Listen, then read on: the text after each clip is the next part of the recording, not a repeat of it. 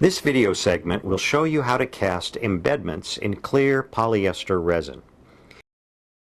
You can get further information and more ideas from the book, Cast and Craft Idea Book, available in our stores or from our website. Most of the steps shown here would also apply to easy cast clear casting epoxy, with the exception of the mixing ratio. We will demonstrate using rigid molds such as this one here, since they are most commonly used for embedding. They can be purchased from our stores or from our website also. Polyester and epoxy can also be used in flexible molds as well. Even though casting resin is a do-it-yourself product, appropriate safety precautions should always be followed. The resin has a very distinctive odor, so should be used outside or with adequate ventilation. Never use near an open flame. Wear protective gloves and protect your work surface with a plastic trash bag or some other plastic film. Clearlight casting resin is a crystal clear polyester resin with low viscosity, as you can see here. Polyester resin hardens with the addition of MEKP catalyst. The amount of catalyst determines the speed of the cure. Too much catalyst and the resin will overheat and crack. Too little and the part will not cure properly and will remain sticky. For that reason, graduated measuring cups are important, as well as flat-sided stir sticks.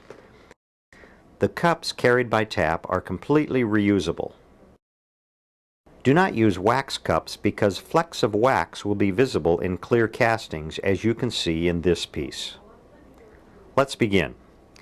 We will demonstrate with this mold. Many molds such as this show their total volume on the bottom of the mold. This helps you mix the proper quantities of resin. We will embed these coins and pour a colored background to create this part.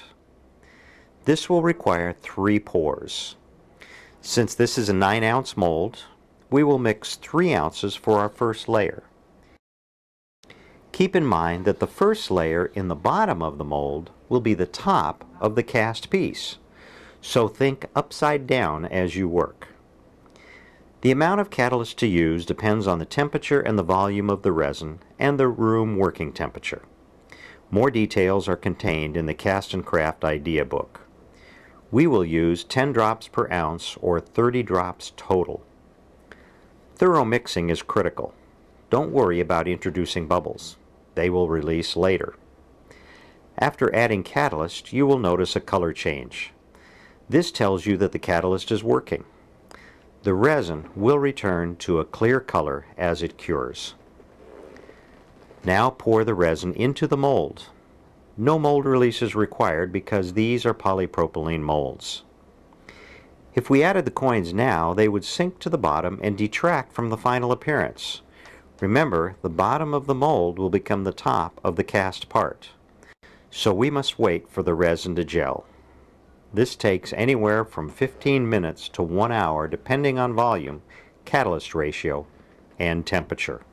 Before the resin fully hardens, it reaches a gel stage somewhat like the consistency of Jell-O. This is the time to pour the next layer. Frequently check for gel with a stir stick or by slightly tipping the mold. Polyester resin shrinks when it goes from gel stage to full cure. So if you wait too long, the resin will shrink away from the sides of the mold and your next layer will encapsulate the first layer, as you see here where we are pouring a layer of black onto the clear layer. Once this part hardens, it will need to be sanded to remove the black layer that has surrounded the surface. The resin has now gelled, as you can see, so we are ready to add our embedments. If we were to just lay the coins or other objects down on the gelled resin, we would trap air bubbles. This piece was done that way, and you can see the bubbles clearly. To prevent air bubbles, we will mix another 3 ounces for the next layer. Pour half of the mix into the mold.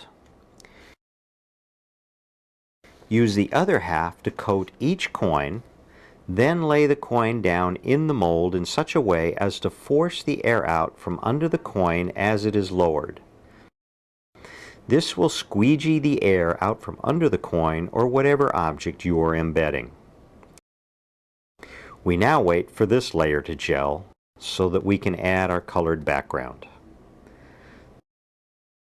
The second layer has gelled, so we are ready to add the colored background.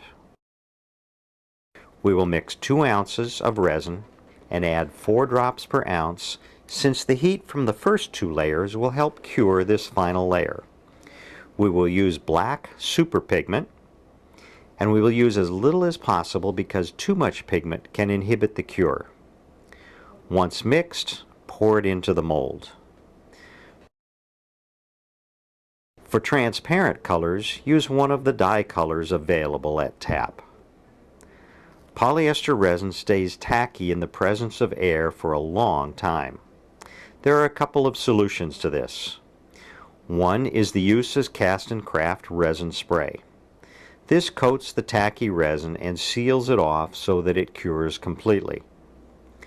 The other solution is to place the part in a warm area such as a sunny window and give it more time to cure. This can take as long as several days. Finally, surface curing agent can be added to the last layer to get a complete cure. However, this only works if the layer is dyed or pigmented, since it will create a hazy appearance in the clear resin. Well, our part has cured, and it is ready to remove from the mold. You can tell the resin has pulled away from the mold by the light color of the mold compared to when it was first poured. This indicates a complete cure. Pulling the part out of the mold prematurely would harm the finish. We have demonstrated casting with a small mold. If you are casting a larger volume, over 1/2 inch thick, use caution and experiment first.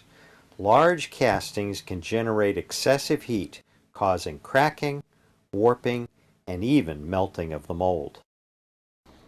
With these basics, you are now ready to experiment and develop your own techniques and methods using Clearlight casting resin or Easy Cast epoxy casting resin. Tap, tap plastics, the fantastic plastic place.